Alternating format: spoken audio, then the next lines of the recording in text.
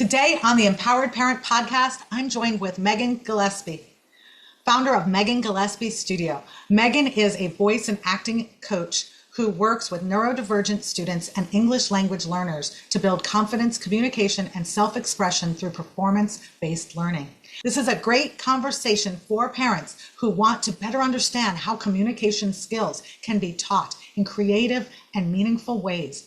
Let's dive in. I have dyslexia and dysgraphia and was diagnosed very late in life. And I find it interesting that, once I kind of realized what was actually going on, because my experience in school was often extremely negative. I'm a elder millennial. And so I was called stupid a lot and, why don't you know that? And I'll never forget the one time I asked to spell some word and everyone who was sitting with me spelled it out loud, yelling at me. Oh. Yeah.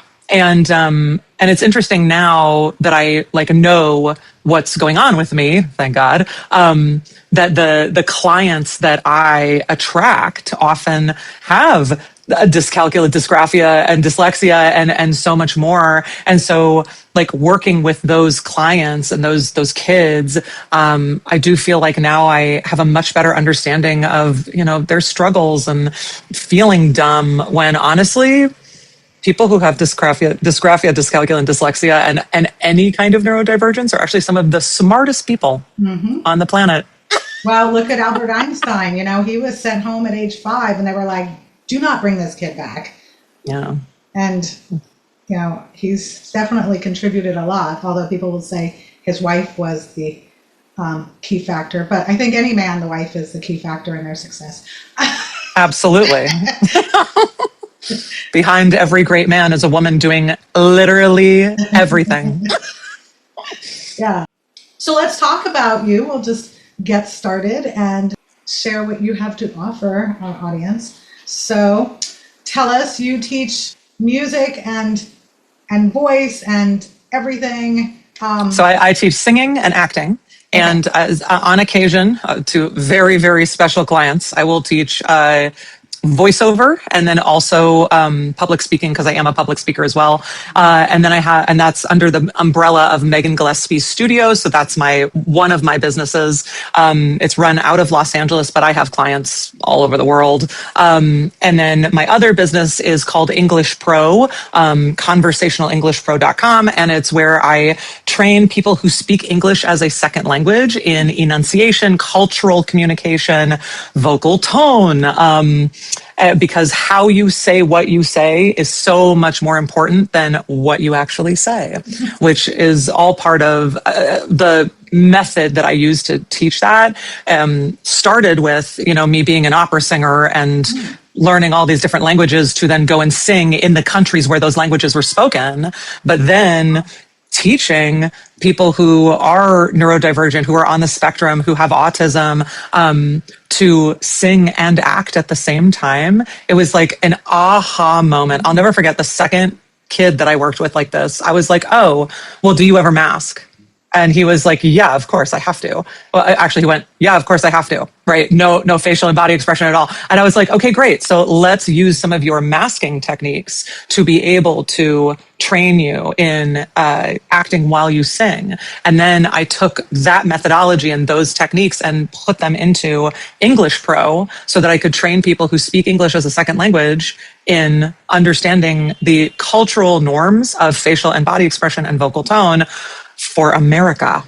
But it was funny when you talked about masking, because my youngest son, who is on the spectrum, wears a mask when he goes to work. So in my mind, I was thinking that. But and for him, it's a comfort thing. He hides behind his mask. He doesn't do it because he's worried about getting COVID. Not really, anyway. But so you and I met because you were a presenter at a conference, and I was so blown away at how well you spoke. And then afterwards, when we were talking, we realized that we had this neurodivergent connection. So, it's great that you are able to teach people the tools that you have. And for me, when you were talking about hearing how people, or how people speak in America, or how you say it is more important than what you say. I'm still working on that, and I'm 50 plus years old, because I always would say, I'd use the excuse, well, I'm from New York. But I mean, I've been gone from New York for most of my life now. So can I continue to blame where I'm from? And when I went back for my class reunion, they told me I was no longer a New Yorker. I wasn't New York enough. So definitely felt like I couldn't use that. But so that's awesome. Like, if people can learn that, I assume you also teach that to your neurodivergent students and not just your ESL students. Well, it started with them. And it's actually how I'm building out an acting for singers course that is based on what I learned teaching people who are neurodivergent, teaching them how to act while singing, but also through doing that work, I did a bunch of research. The CIA and the FBI during the Cold War did not experiments, but did research on what macro and micro expressions in the face and body mean to other people. And so, like, the slight smile, but only one side. Or you ever see anybody who smiles without their eyes? They look insane. Like, they look like they're crazy. It's like a good way to tell if somebody has some sociopathic issues is someone who smiles without their eyes. It looks like this. Right? It's like terrifying. And so, like, noticing, reading that research, first of all, it's thousands of pages long, but it was really helpful for me. Well, good thing you aren't dyslexic. You're so funny. Oh my gosh.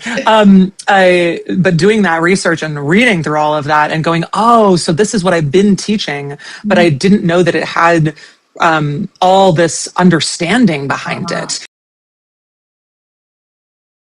Now putting that into a course for singers, because a lot of the time, like, the way that acting is taught is from these two main methods. There are more, but there are these two main methods that are both just a little out of date, in my humble opinion, my one opinion out of 8 billion humans. Yeah. The one is the Meisner technique, which is a lot based in drawing upon your own experience as a human to then use that in your acting, which, if you've ever been through any trauma, like, that is unhelpful when you are trying to sing.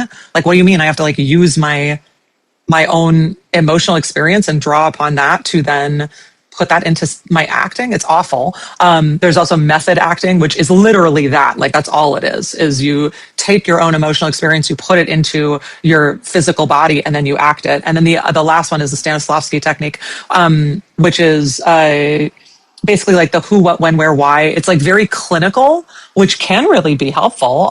But there's not a whole lot of how to integrate that into the actual performance. It's like, okay, I've done all this research on, like, who the character is, where we are, like, what's going on. But, like, now how do I take that and put it into the performance itself? So what I've done is, like, kind of go, cool, we're not doing any of that. And all I'm going to teach is what facial expression, what body expression means what to somebody else. And acting is basically manipulating your audience. That's all it is. We're just excellent manipulators. And so teaching my students, like, you don't have to actually feel this feeling. You have to make this happen on your face so that other people feel the feeling. In fact, one of my goals for my students, I have them do 3 main goals whenever they're performing. The first goal is be authentically expressive. So, like, I'm kind of a big personality. It's just kind of who I am. I'm always authentically expressive because it's just, like, part of my DNA. But yeah, I know you do. But for a lot of other people, like, they're like in a bit of a shell, or they may not know who they are authentically yet. And we're still kind of building that, helping them understand their value system, what's important to them, like, building that out for them. But anyway, so, helping people understand, like, all you have to do on stage is be authentically expressive. Like, don't do it too big, and definitely don't underdo it. And then the second goal is tell your audience how to feel. tell the audience how they're supposed to feel with your face and body. And so that's where the masking technique, not the masking technique, but the masking technique from working with my neurodivergent students and students who are on the spectrum and autistic, comes into play, because they have to learn at some point that if I do this with my face, if I do this with my body, it means this to other people.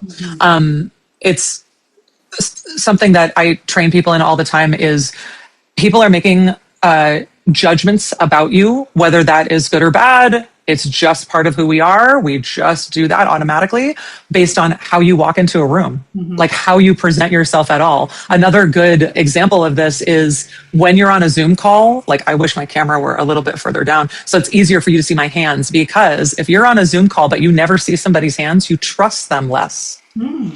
Isn't this interesting? So when I have my students film, like do self-tapes, because a lot of my students are in the industry, they're celebrities, they're influencers, whatever. When they do self-tapes, the self-tape for an actor is almost exactly what you're looking at right now with me, a little bit lower on this end. A self-tape for a singer is from your hips to just above your head. And when you do that, if you drop your hands to your sides, they're never going to see your hands. So I train my students to start here, and their first thing is, "Hi, I'm Megan Gillespie, and today I'm going to sing for you." I teach them to, you have to like show them your hands right off the bat, because this goes back to caveman days. If you couldn't see somebody's hands, whether or not you could trust them. So when I have my students ingrained in our bodies and in our brains, you know, the quote unquote lizard mind or whatever people call it, you know. Am I sitting too close up? No, but if you dropped your camera just a little bit, like if you tilted your camera down, then you can use your hands more easily in Zoom. And I'll be so real, doing this is awkward, so awkward to me, but it looks great to you, right? Yeah. So it looks totally natural. Awkward to you, because I always use my hands to talk. And so I feel like when I'm online, that it looks like they're not attached to my body. So I tend to not use them as much because I don't want them flailing all over, you know. No, do it. Place. Absolutely. Yeah. And but to most people, honestly, like this feels really weird. Like I tell my students all the time, whenever you can, get your hands above your head, because that openness also reads as trustworthy, open. It looks as you're drawing people in, versus like, you know, when you see somebody doing this or this, right? That body language reads very clearly the opposite of open. It's interesting because when COVID hit and I started doing my consultation calls on Zoom, they weren't going very well. So I went back to consultation calls. And I wonder if it's because I wasn't, you know, building that trust through my hands, but on the phone, people don't need to see that. Yeah. And I mean, you know, if you're talking about that you naturally use your hands to talk, right, and you were like trying to not do that, that's the opposite. Yes, but that's the opposite of the authentic enthusiasm, right? Your authenticity comes from you using your hands. Right. So just do it. Yeah. You know? Yeah. And like something I always say is like the right people are going to be drawn to me. The right clients are coming to me daily. This is an affirmation I say all the time because it's actually true. Like I am my authentic self kind of no matter what. It's just like it is. I am who I am at this point in life. And the people who are drawn to that authenticity, it's like I'm a magnet to them. Well, and we don't really want relationships with people who aren't drawn to us because then there becomes that uncomfortableness at some point. So how does your program work? Do you work with groups or individuals or both? Both, yeah. So I have a group singing class that is actually just getting started again right now because, you know, 2026 is January. I would do right now teach individual lessons, although that is kind of getting phased out just a little bit because of how many things I do. I just came back from a whole weekend at San Jose State University where I did diction workshops, and I was their MC for their award ceremony. I sang. I was a judge for one of the competitions. I mean, there was just there's a lot that I do. And then for English Pro, there's an aspect of one-on-one. I also will go into Fortune 500 companies, Fortune 100,000, whatever it is, and train groups of people. So, HR departments or L&D, learning and development departments will call me and be like, hey, we've got this set of engineers or computer science people that we hired, and they're really struggling with communicating with their team. Or a lot of the time what I get is the team leads are not good at communication. And then a lot of the time what we work on is actually soft skills stuff. It's not even really like enunciation or they're like accent training, which I also do, but I don't think is necessary. Like, I think people's accents are awesome. I don't think they should lose them. A lot of people come to me, they want to be able to, and I will teach you how to do that. Because, I speak a whole bunch of different languages. But a lot of the time when I get these leaders, it's really more about like helping them understand these techniques that make them much more clear and concise. A perfect example of this is written communication. In my opinion, all written communication should be 3 sentences or less. If it needs to be more than 3 sentences, it needs to be a phone call or a Zoom call. And the reason behind that is it's 1 sentence of a descriptor, 1 action item, right? Whatever it is, whether it's a question that needs answering or something that needs to be done, and then 1 line that says like, here's, when this needs to happen, or even just a thank you. Most written communication could actually be 2 sentences or less. Wow. Wow, that's very helpful for dyslexic people, because I have a new neighbor and she wrote me this long text, and I called her. I said, I don't know if you know this, but I'm dyslexic. And she's like, oh, I didn't. I was like, I stopped reading by sentence 2. Like, and I picked up the phone because it was just way too much information. Yeah. And also like in written communication, again, there's no vocal tone. There's no stress. There's no inflection. There's no pitch changes in a text message or in an email. So many times communication can be misconstrued. I mean, we see this all the time on Facebook and social media. Somebody says something completely inane, but because of somebody else's lived experience, their history, they read a whole bunch of stuff into this 1 sentence that was totally innocuous, Like, anyway, so I'm glad you did that. I'm glad you picked up the phone and you were like, hey, let's actually have a conversation.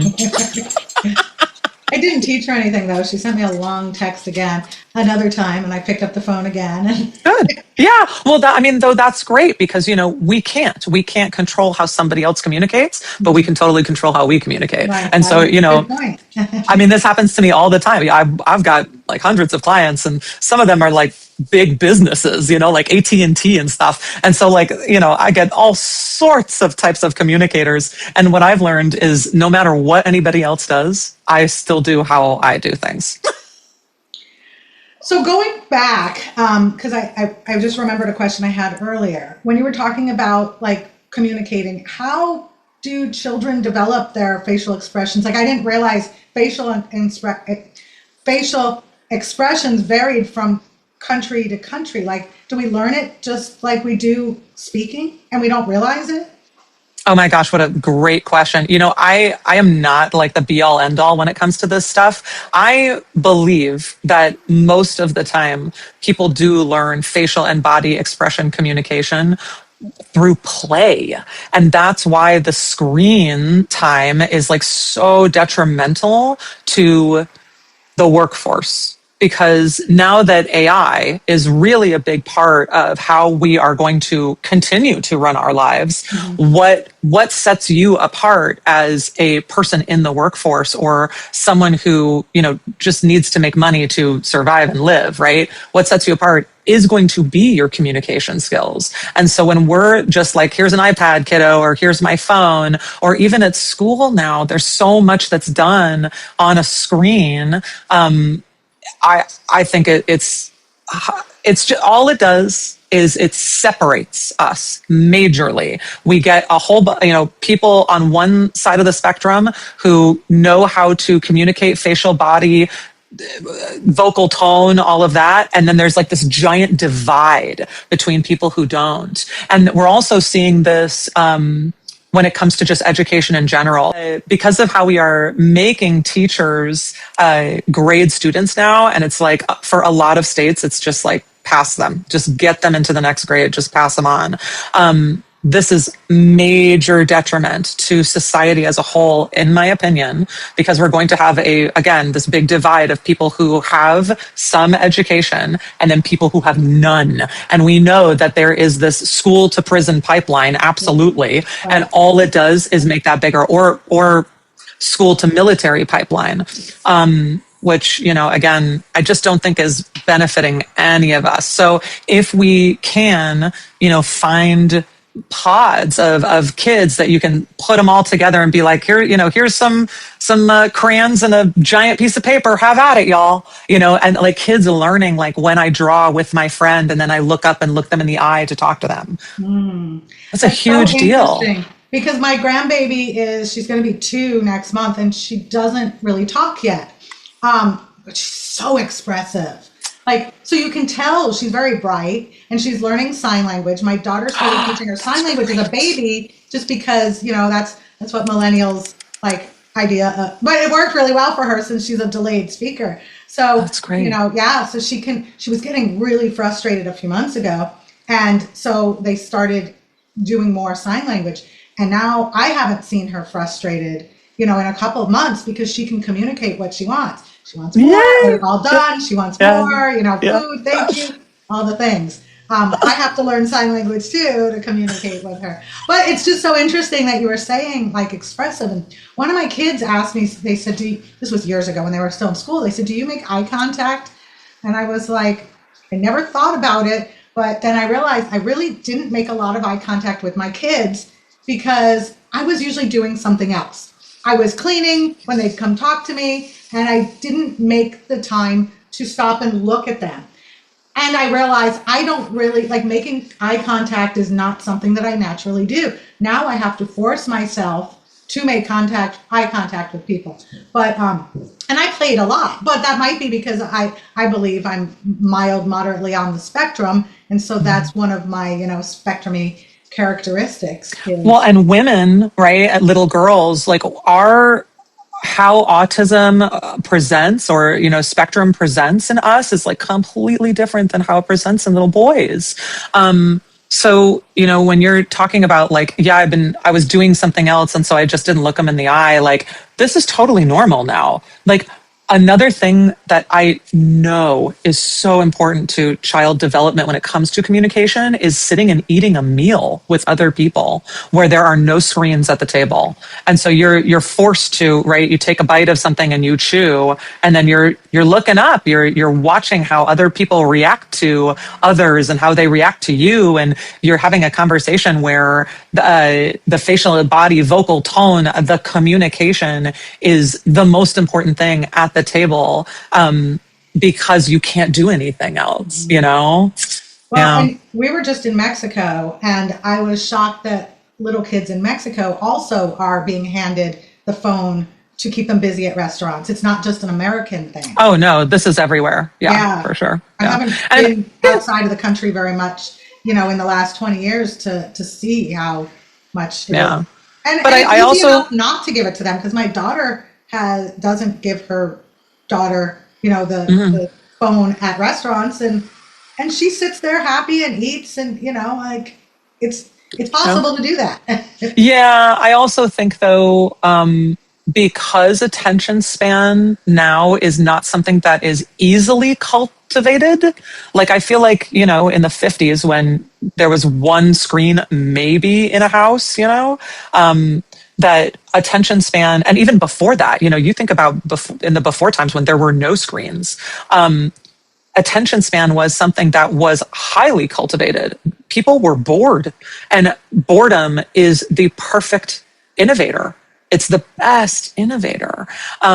So, I really don't ever fault parents who are like, I am overwhelmed. Like, take this screen and stop, whatever. I praise all parents. I literally can't believe you do it. Like I have no children, and that is just how my life turned out so far. But I think all parents are mini saints in my eyes, because, you are with this other little human that is literally relying on you for life. Like, they are relying on you to not die. So not only are you keeping this little being alive, but you're also like trying to make them a good person.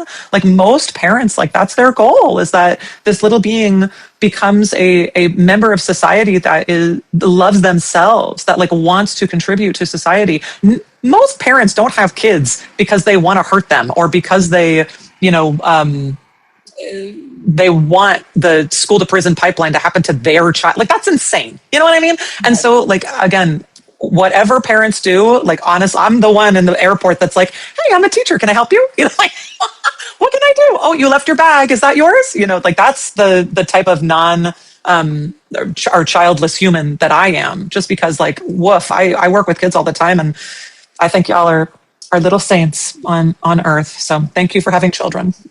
That's interesting. I had 4 of them. So, woof.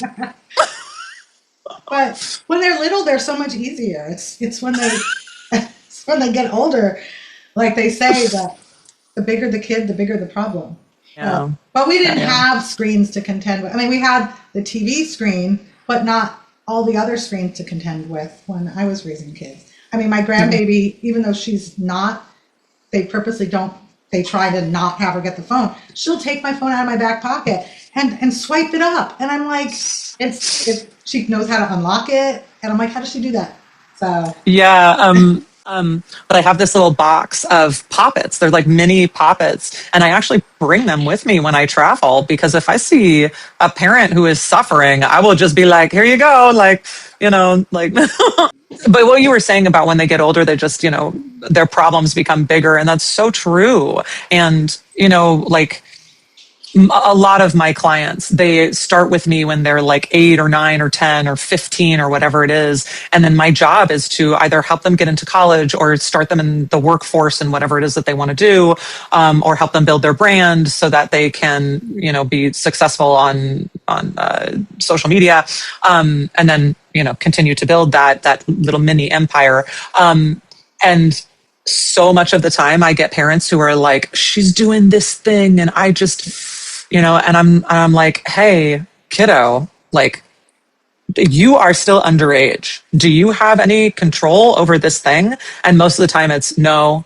And I'm like, yeah, so why are you fighting your parent? Like, why are you fighting them on this? You don't have control over this. So just go, okay, mom, okay, yep. And then as they grow older, as they get into adulthood, it's the same thing, but reversed. So like, what am I willing to give up as their teacher? And then like talking to a parent whose kid is, at like Cal State Long Beach or whatever it is, and them going, well, I want them to do this.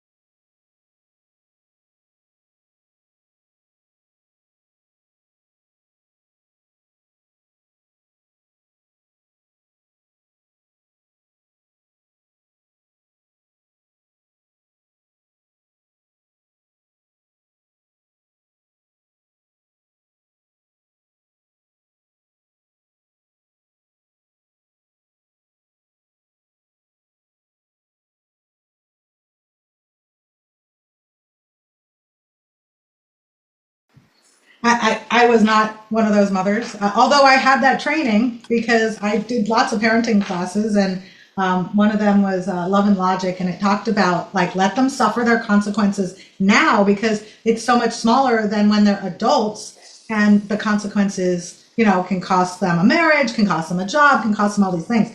But I've never really been very good at watching my kids fail. Of course. So it's so hard. Like, who wants to see their baby suffer? Yeah. Yeah.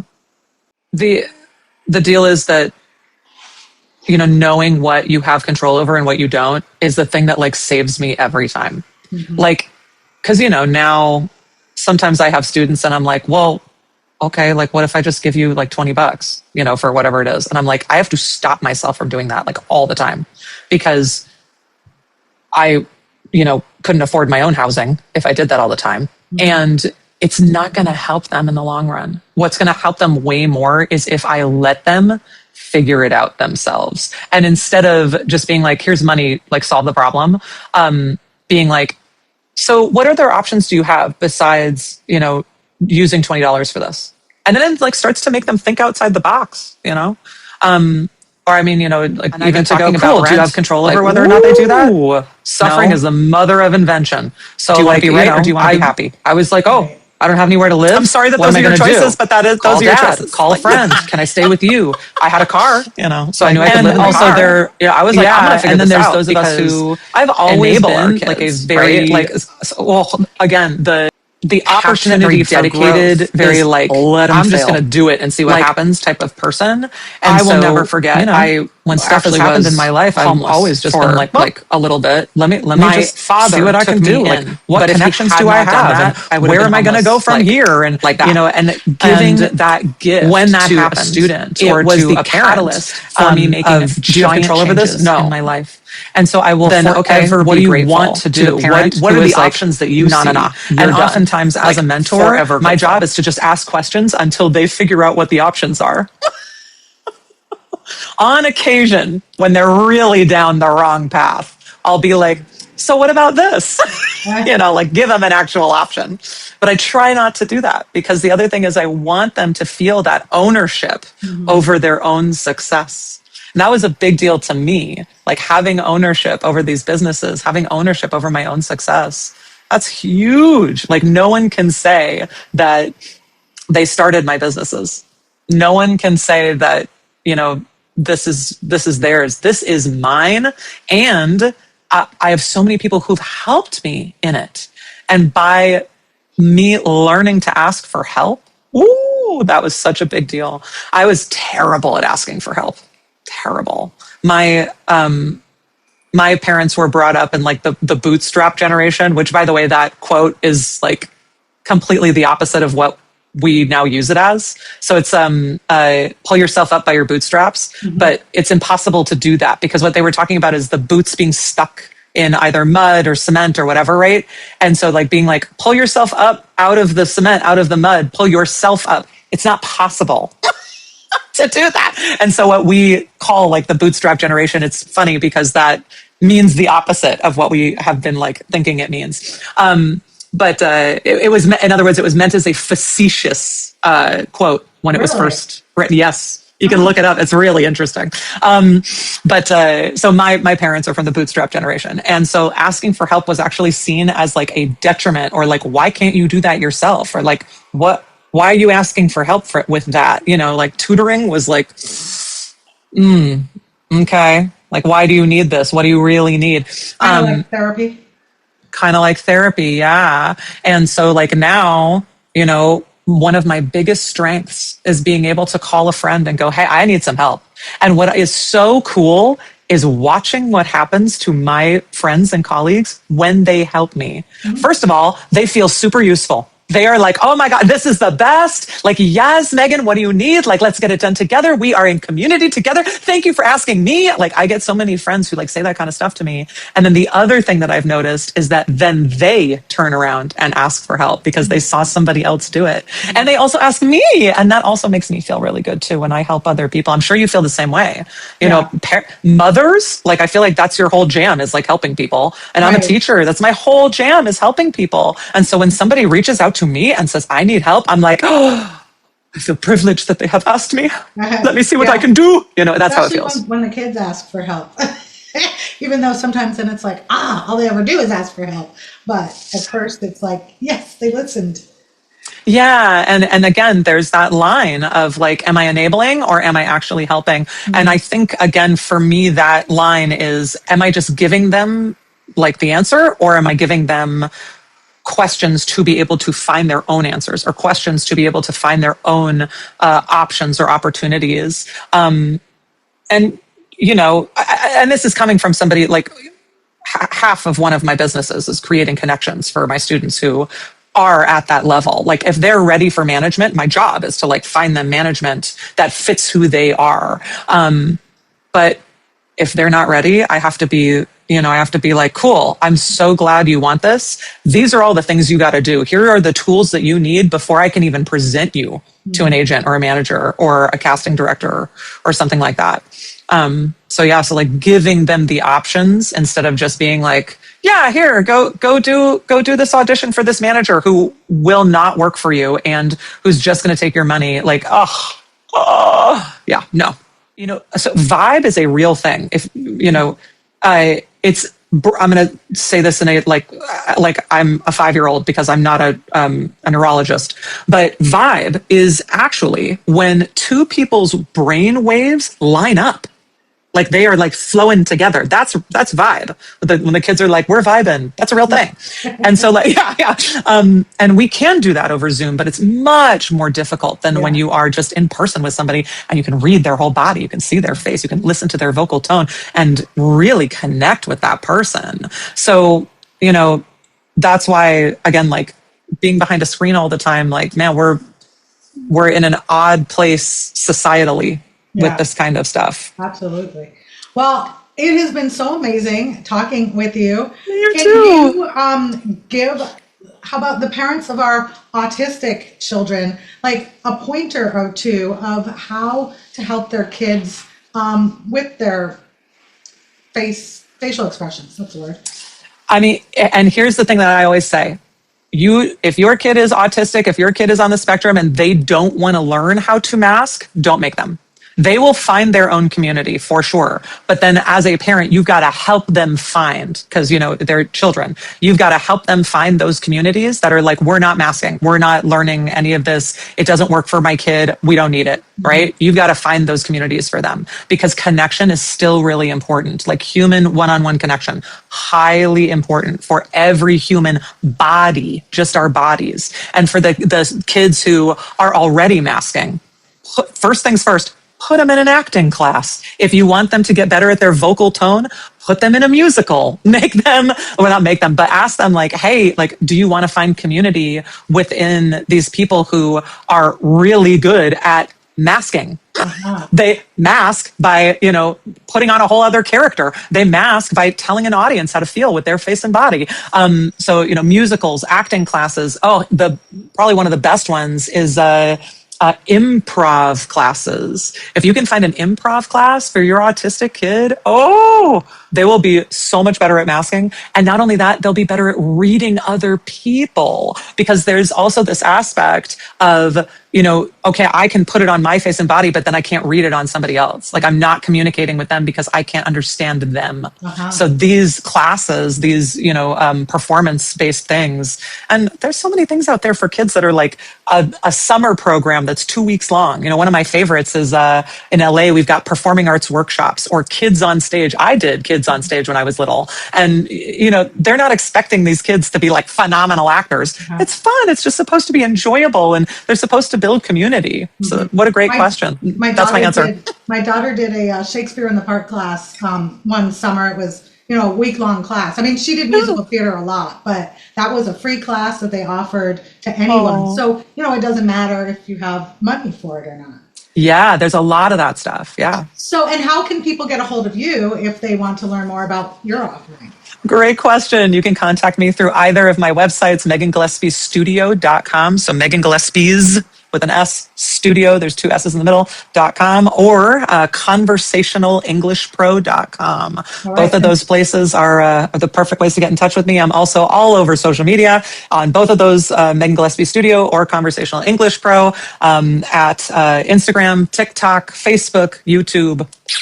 All right. And we will put that on the screen so people can see it for our visual learners. Thank you so much, Megan. Oh, no, Jess, thank you. I loved you as soon as I met you. I was so glad that we got to even be in each other's orbit at all. And now getting to do this with you, I'm just very, very grateful. So thank you so much for chatting with me today. Well, my pleasure, and I appreciate you. You're awesome.